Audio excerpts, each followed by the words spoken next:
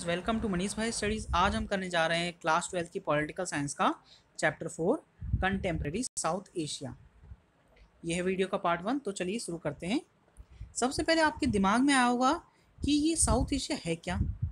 हमें नाम सुन के ही लगा होगा, आपको नाम सुन के ये लगा होगा कि ज़रूर ये एशिया का साउथ पार्ट होगा। लेकिन इसमें कौन कौन सी कंट्रीज़ आती हैं? तो देखिए, बांग्लादेश, भूटान, इंडिया, मालदीव्स, नेपाल, पाकिस्तान एंड श्रीलंका, इसमें ये सब कंट्रीज़ आती हैं दोस्तों। चलिए अब मैप्स पर भी देखते हैं। तो देखिए फ्रेंड्स, ये है पाकिस्तान और ये है हमारा प्यारा भारत। यहाँ पर आपको नेपाल मिल जाएगा और ये है बांग्लादेश और ये भूटान है। वैसे ये नेपाल का हिस्सा नहीं है, ओके। यहाँ पर आपको एक छोटा सा भूटान भी मिल जाएगा और ये नीचे श्रीलंका और ये भूटान यहाँ पर है। इसमें कंफ्यूज मत होइएगा। अब ये मालदीव्स बच गया बस। ये कहाँ पर है? तो अगर आप इंडिया के साउथ में जाएंगे तो फिर आपको यहाँ पर मालदीव्स ही मिल जाएगा। देखिए यहाँ पर है, ये यहाँ पर है मालदीव्स। ज़्यादा दूरी पर नहीं है। श्रीलंका यहाँ पर है, मालदीव्स यहाँ पर है, उतना दूर नहीं है, ओके। अब मैं आपको यहाँ पर एक एडिशनल चीज़ बताना चाहूँगा कि पहले जो ये हमारा बांग्लादेश था, ना, वो कभी पाकिस्तान का ही हिस्सा था और तब इसे ईस्ट पाकिस्तान के नाम से जाना जाता था और इसे जो आज का पाकिस्तान है उसे वेस्ट पाकिस्तान के नाम से जाना जाता था, ओके। तो चलिए आगे देखते हैं क्या क्या दे रखा है इस चैप्टर में। अब देखिए, इन कंट्रीज़ में काफ़ी सारी डाइवर्सिटीज़ होने के बावजूद ये एक साथ काम कर रहे हैं दोस्तों। और मैं आपको एक और बात बताना चाहूँगा कि चाइना साउथ एशिया का हिस्सा नहीं है, ओके। अब हम मिलिट्री और डेमोक्रेसी के बारे में पढ़ेंगे। किसके पाकिस्तान में जो मिलिट्री और डेमोक्रेसी रही, ओके।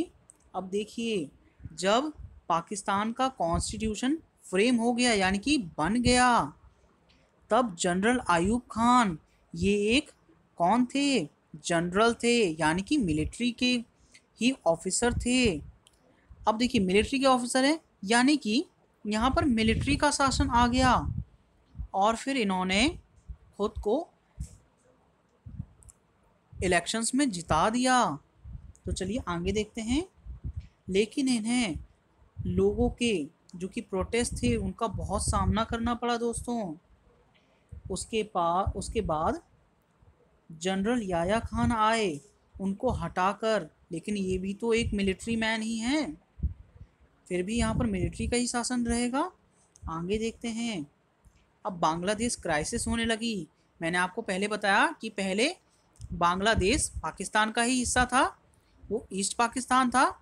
तो अब बांग्लादेश ने मांग कर ली कि हमें अलग ही नेशन चाहिए, हमें अब आपके साथ नहीं रहना। फिर उसके बाद 1971 में पाकिस्तान की इंडिया से लड़ाई हुई, ओके।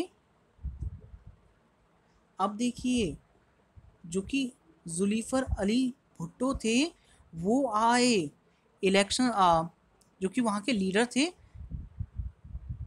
जुल्फिकार अली भुट्टो, वो कब आए थे? 1971 में। और इनका शासन रहा था 1971 से लेकर 1977 तक। लेकिन फिर उसके बाद इन्हें हटाकर जनरल ज़िया उल हक ने शासन अपना जमा लिया। लेकिन अब आप देख सकते हैं कि पहले एक जनरल आए, फिर उसके बाद एक जनरल आए, 2 बार मिलिट्री का शासन हुआ। फिर उसके बाद कुछ देर तक जो ये भुट्टो थे इनकी वजह से डेमोक्रेसी आई, लेकिन फिर एक ज़िया उल हक की वजह से फिर से यहाँ पर डिक्टेटरशिप आ गई। लेकिन उन्हें भी अब प्रो डेमोक्रेसी यानी कि डेमोक्रेसी की जो कि डेमोक्रेसी के लिए प्रोटेस्ट हो रहे थे उनका सामना करना पड़ा 1982 से। 1988 में अब देखिए, बेनज़ीर भुट्टो के अंडर डेमोक्रेसी आ गई। ओके, यानी कि जो कि बेनज़ीर भुट्टो थे, उन्होंने यहाँ पर डेमोक्रेसी की स्थापना की दोबारा से।